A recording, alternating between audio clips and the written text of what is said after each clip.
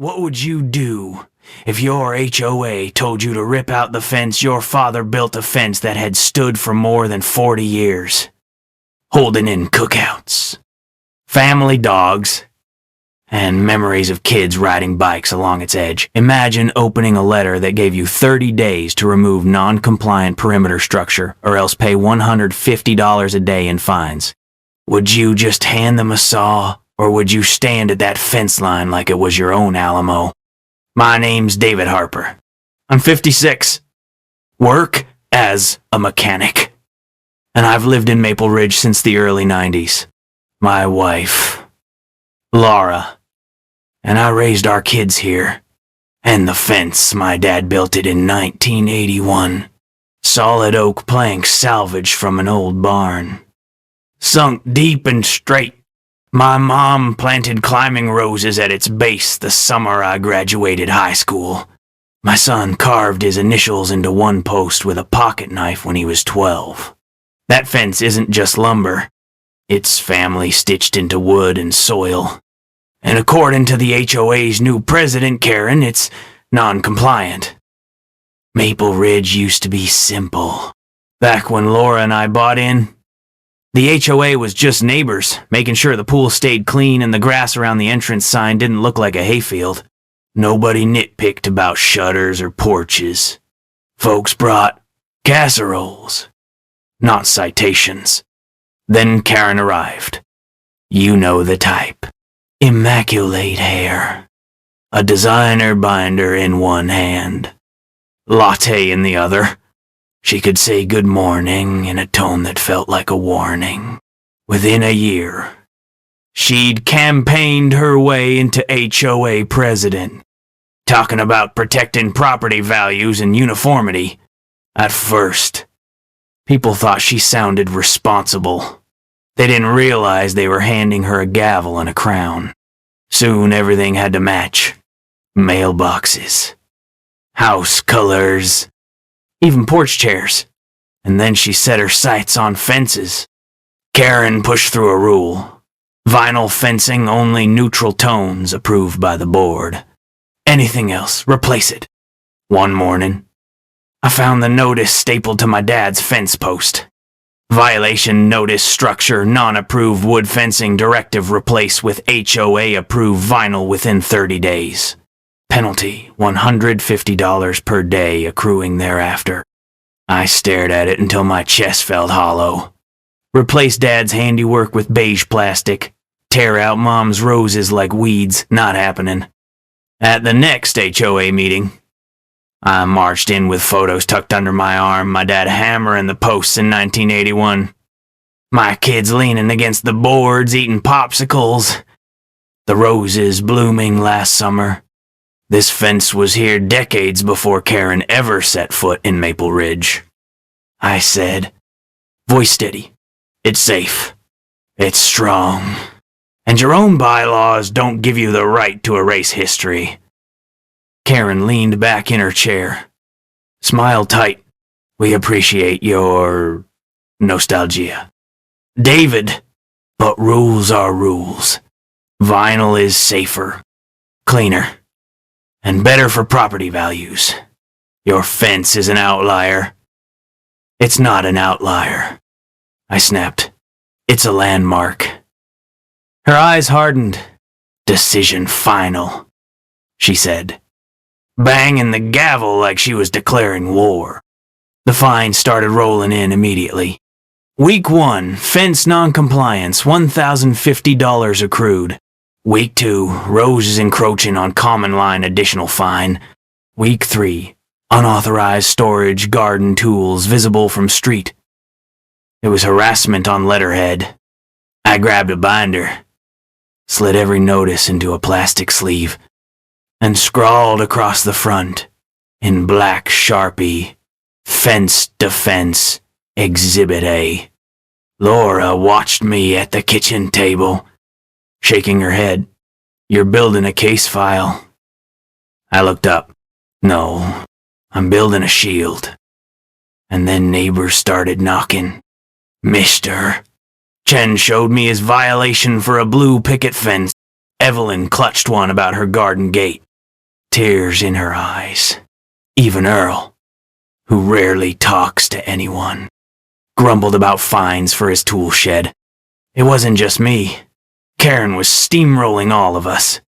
That night, we gathered in my backyard. The oak posts loomed behind me, roses brushing against our arms. They can't bully us all, I said. Not if we stand together. Earl crossed his arms, jaw tight. Then let's fight.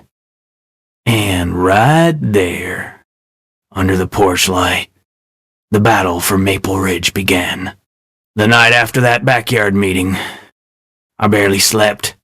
Every time I closed my eyes, I saw Dad's fence being torn down plank by plank. Mom's roses trampled under boot heels. By sunrise, I knew one thing for sure. Karen might have a gavel, but I had neighbors, and neighbors were louder than any clipboard.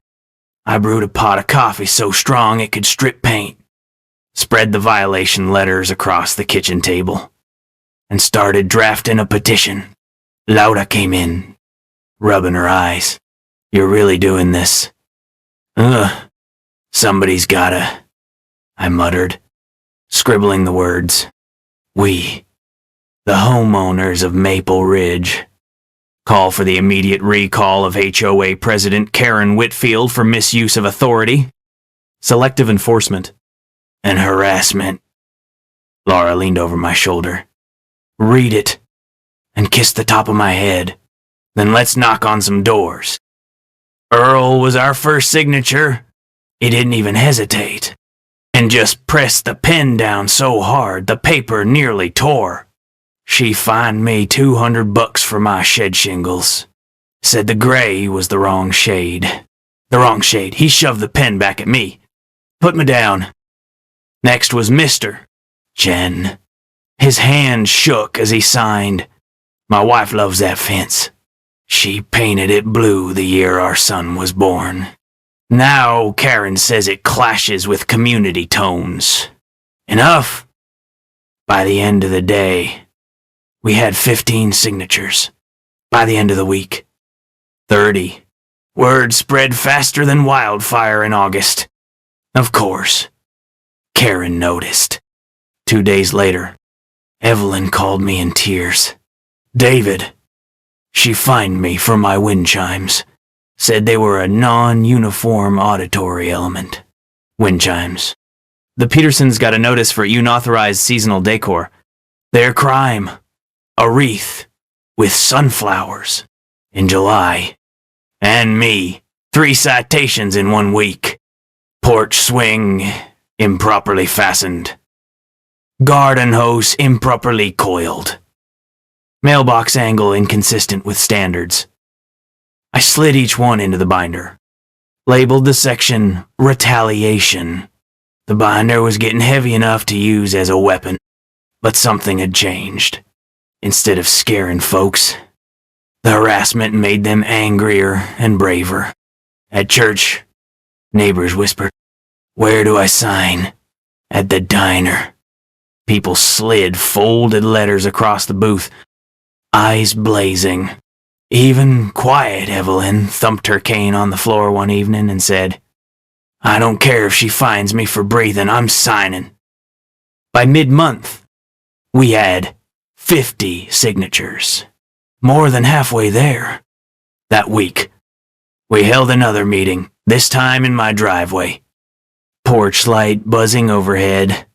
Neighbors clustered close. Papers spread out on card tables. Kids chased each other in the yard. Laughter mixing with the low rumble of adults plotting rebellion. Laura brought out lemonade and said, "All right, David, tell 'em." I stood up, heart thumping. We're close. We only need 70 signatures to trigger a recall election. And if we stick together, we'll get there. Karen's counting on fear. But look around, you think fear's running this street anymore? Heads shook. Voices muttered. Not anymore. She pushed too far. Earl raised his thermos. Here's to the fence that started a fire. The crowd cheered, for the first time in months. I felt hope stir like embers catching. But Karen wasn't about to let her empire crumble without a fight. The next morning, glossy flyers appeared in every mailbox. Save Maple Ridge. Vote stability. Vote Karen. On the back, she accused agitators of spreading lies and chaos. And right there in bold letters was my name. Laura read it out loud at breakfast, then snorted. Agitator. Huh, has a nice ring to it. I smiled grimly. Means she's scared. And if she was scared now, she hadn't seen anything yet. The morning after those glossy flyers hit mailboxes, the whole neighborhood felt tense. Folks picked them up with 2 fingers, like they were dirty rags. At the coffee shop down the street, I overheard neighbors muttering, "Chaos lies, David's just telling the truth." Someone else grumbled, "Karen's the only chaos around here." But I knew better than to underestimate her. Karen was cornered now, and a cornered bully fights meaner. By the end of the week, fines exploded like fireworks. Earl's grandson found a violation notice taped to his basketball hoop unauthorized recreational equipment. Evelyn's ceramic frog statue cited for non-approved lawn ornament. Mr. Chen's rose trellis declared safety hazard. And me, 4 letters in 2 days. Fence slat misaligned. Roses encroaching on sidewalk.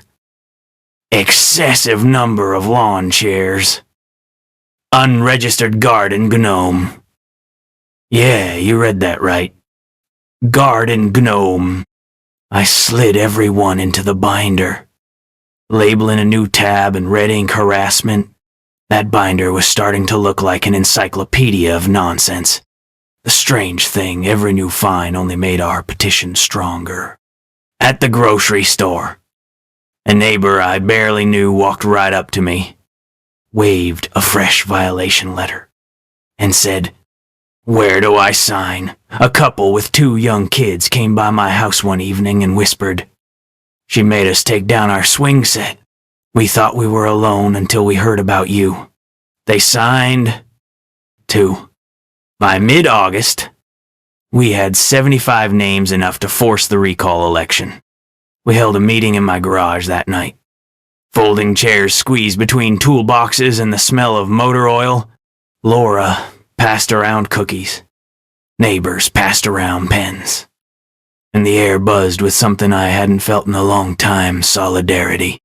I stood up. Petition in Humpt. We've got more than enough signatures. This isn't just about my fence anymore. This is about all of us.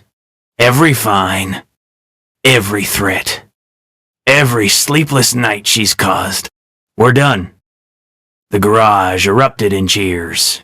Evelyn banged her cane on the concrete like a drumbeat. Earl shouted, "Down with the Queen." Someone laughed so hard they spit lemonade. For the first time, fear wasn't running Maple Ridge. We were, of course. Karen wasn't done. A week later, thick envelopes landed in our mailboxes.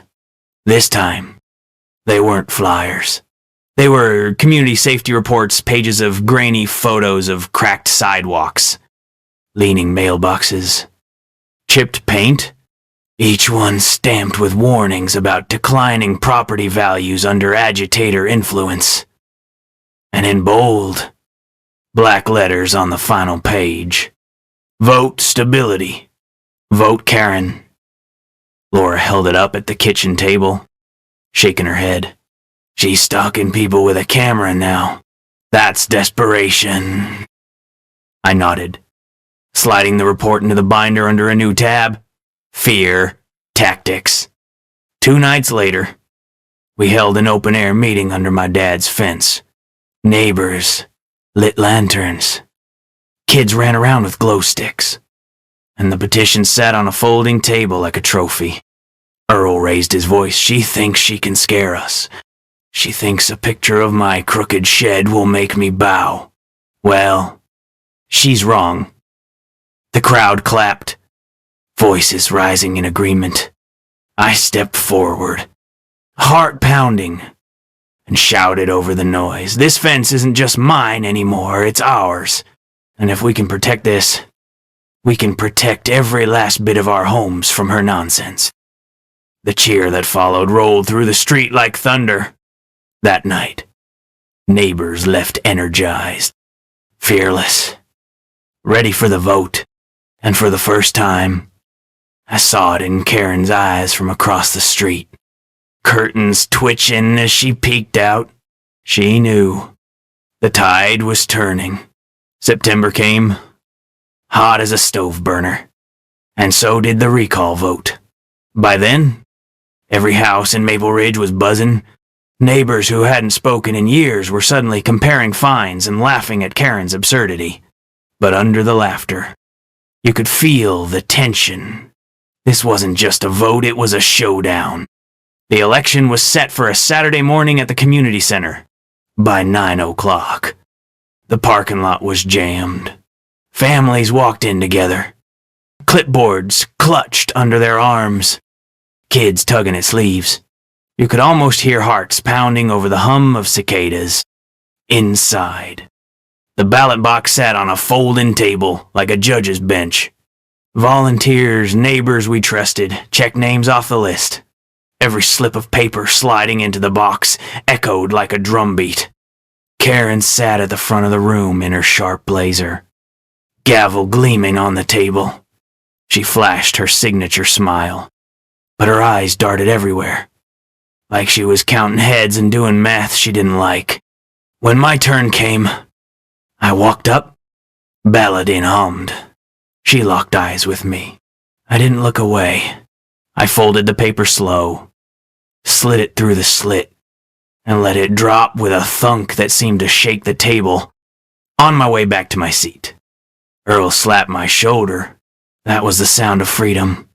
Son, once the last ballot was cast, the volunteers carried the box to the side table. The room went silent. Every creak of chair and shuffle of paper amplified. Laura squeezed my hand, her knuckles white. Evelyn leaned forward so far I thought she'd topple. The lead counter cleared her throat. Votes for recall, 87. Votes against, 24. For a second, all silence like the air itself froze. Then the room erupted. Cheers. Clapping. Stomping feet. Evelyn banged her cane on the floor like a victory bell. Earl threw his cap in the air. Someone actually started chanting, "No more Karen! No more Karen!" Karen slammed her gavel so hard the sound cracked like a gunshot. "This election is illegitimate," she shouted over the noise. "These agitators are poisoning our community." But no one listened. The gavel wasn't hers anymore. She stood, face red as fire, and hissed, "You'll regret this. Every last one of you." Then she stormed out, heels clicking like gunfire down the hall. The room erupted again, louder this time. Relief, joy, disbelief, it all poured out at once. Neighbors hugged. Evelyn cried. Earl nearly lifted me off the ground with a bear hug. Laura whispered in my ear, "You did it, David. You really did it." But deep down, I knew better. Karen wasn't the type to fade away. She was the type to come back swinging. That night, we gathered under my dad's fence again, lanterns swaying in the breeze. The roses brushed against the boards like they were listening. "We won the vote," I told them, "but the fight isn't over. Karen won't walk away easy." Heads nodded. Earl raised his thermos. "Then we'll be ready. She wanted a war. She's got one." The cheer that followed rolled into the night. and as I laid down later, binder heavy on the nightstand, I felt both proud and uneasy. We'd beaten her at the polls, but a cornered bully, that's when they're most dangerous. And sure enough, Karen's nastiest tricks were still waiting, the week after the recall. Maple Ridge felt like someone had lifted a 50-pound weight off our shoulders. Kids played basketball in driveways again. Evelyn rehung her wind chimes, grinning like a schoolgirl. Earl even painted his shed door fire engine red, just because he could, but I knew it was too quiet. With Karen, silence meant plotting. It started with a knock on my door one Thursday morning. A deputy stood there, hat low. "Mr. Harper, you've been served." I signed, palms sweating, and opened the thick envelope. My stomach flipped. Karen was suing me personally, claims of defamation, harassment, intentional infliction of emotional distress. She wanted damages, attorney's fees, and, of course, the demolition of my fence. Laura read it twice, then tossed it on the counter. "Emotional distress, you've been quoting her own bylaws." Still, seeing my name in bold on court papers made my throat tight. I called Tasha. "A lawyer friend," she snorted after reading a page. Classic slap. Strategic lawsuit against public participation. Judges see through this garbage in seconds. And she was right.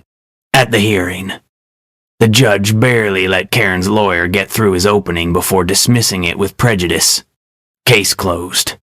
Karen stormed out of the courtroom, but not before shooting me a glare sharp enough to cut glass. I thought maybe that was the end, but then came the night of the saw. Around midnight, Noah shook me awake. "Dad, the camera caught something." I rushed outside, heart hammering. Sure enough, the motion light over the fence was on. The footage showed two hooded figures creeping along the posts, one carrying a cordless saw. They tried to cut through a slat before bolting when the light came on. The deer cam Earl had loaned me caught everything, including the license plate. Deputy Collins traced it back to a landscaping crew Karen had hired for official inspections. The men were charged with attempted vandalism. Karen swore she had no knowledge, but in Maple Ridge, no one believed her for a sec. Meanwhile, the new interim board started digging into finances. The audit results nearly knocked people out of their chairs. Tens of thousands of dollars had vanished into consulting fees and legal retainers, companies owned by Karen's cousins, payments for inspections that never happened, even HOA credit cards charged for designer handbags. At the next meeting, Carla, our new board chair, projected the numbers onto a screen. Gasps filled the room. "All this," Carla said firmly, "while she fined us for bird baths and wreaths." The room exploded with anger. Evelyn shook her cane and yelled.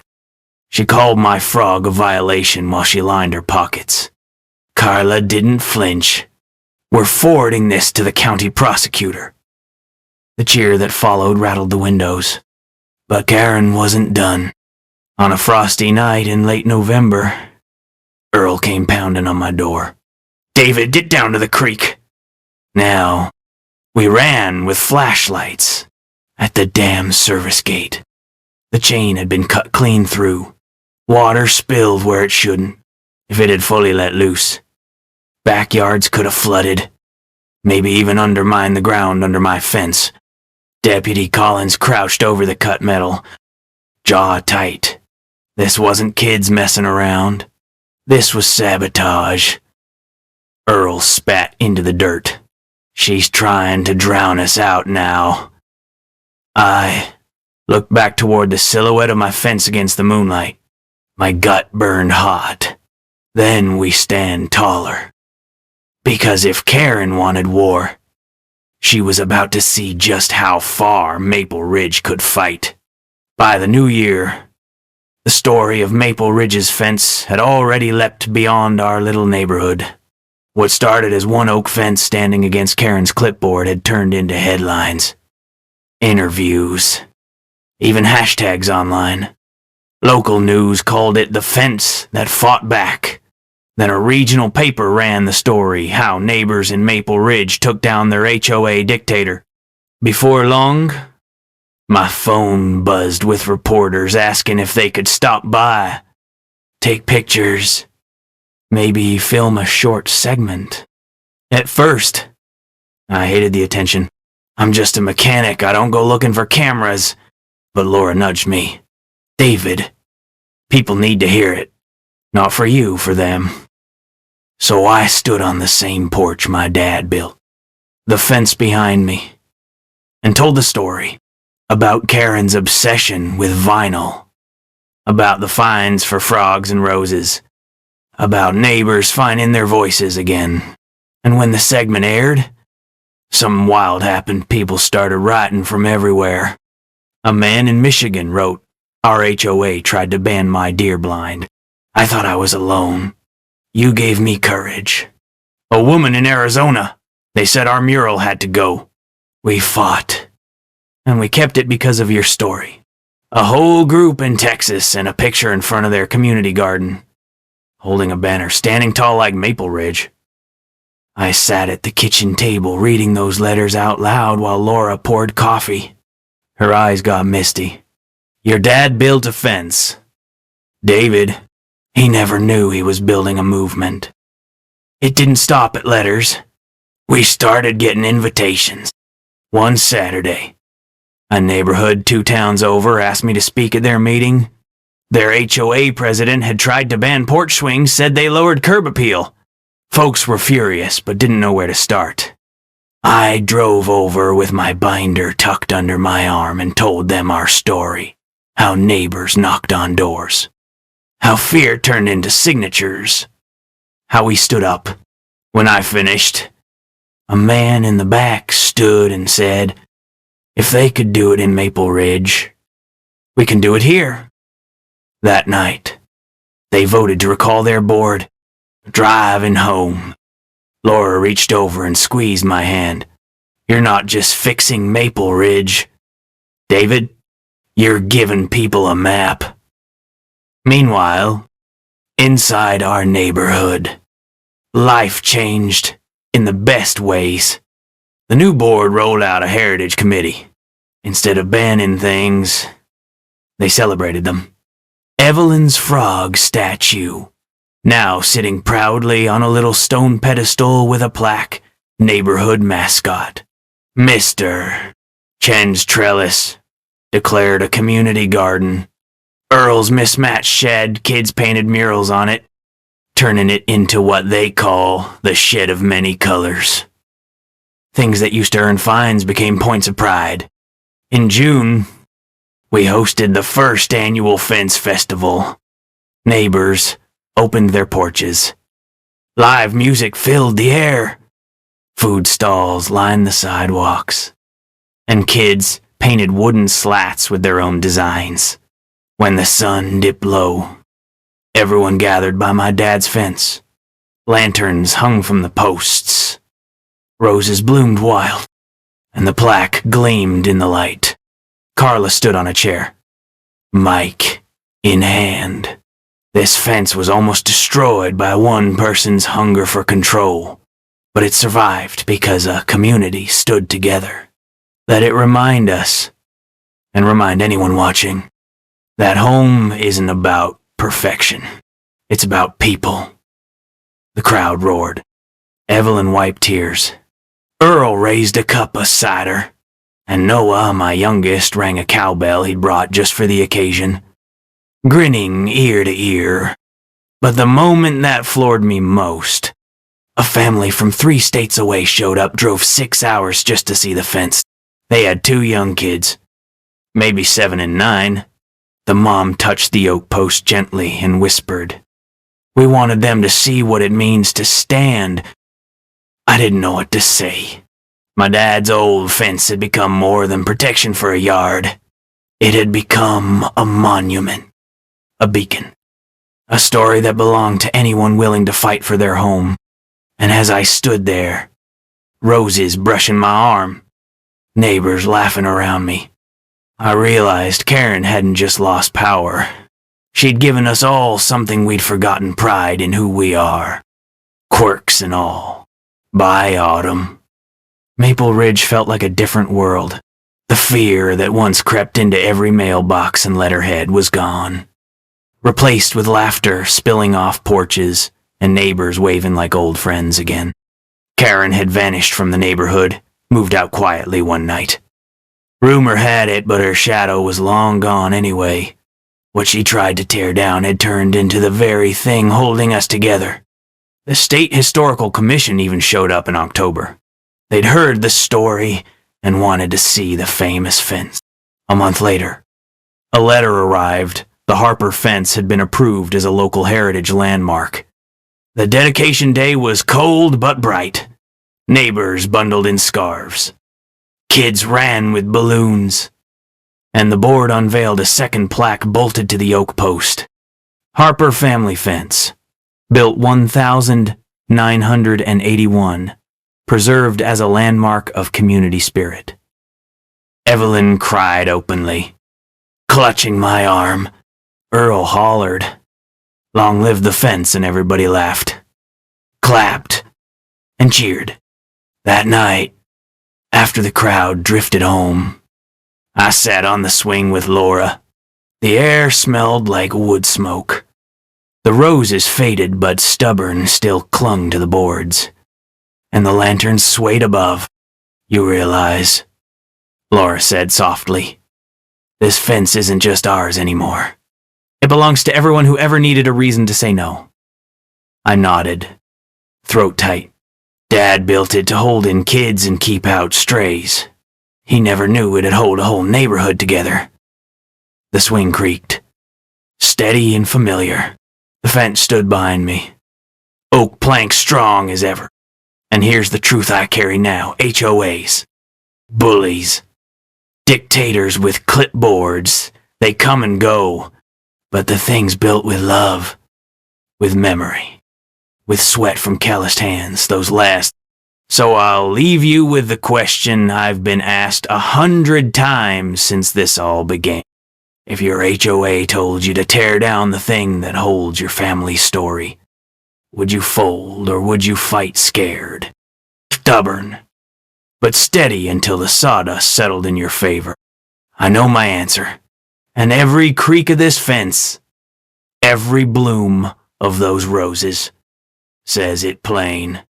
Stand